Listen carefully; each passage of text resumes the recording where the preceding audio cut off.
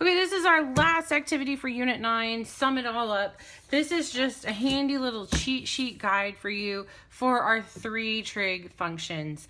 I like to put this together. I've done it in a different form in the past, but I kind of like this because it shows you what all goes together. So, first thing, of course, is we're going to cut it out.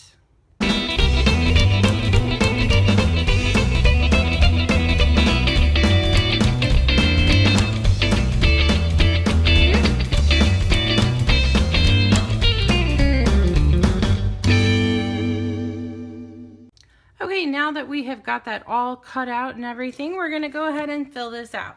So our first ratio is sine, and sine is going to be opposite over hypotenuse. And so what I've done is I've labeled angle X here, and I've labeled the sides A, B, C, so that way we can reference them. So sine of X is going to equal B over A.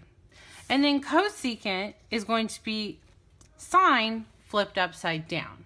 So cosecant will be a hypotenuse over opposite. So here the cosecant of X will be A over B. The next one is cosine. And cosine is adjacent over hypotenuse. And of course, keep in mind that all of this stuff can change based on which angle we're talking about. It can also be rotated, or it can be reflected in any different combination, and everything would still hold true. So for this example right here, cosine of X would be C over A. Secant, that's the opposite of cosine. It's going to be hypotenuse over adjacent. So here our secant of X would be A over C.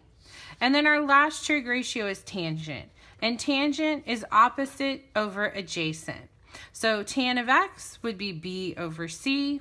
Cotan of X would be C over B.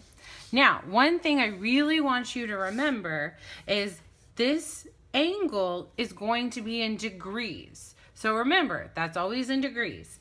The sides are lengths, so they would be feet or inches or meters, something like that. So that's something to remember. We should never have a degree over here in our fraction.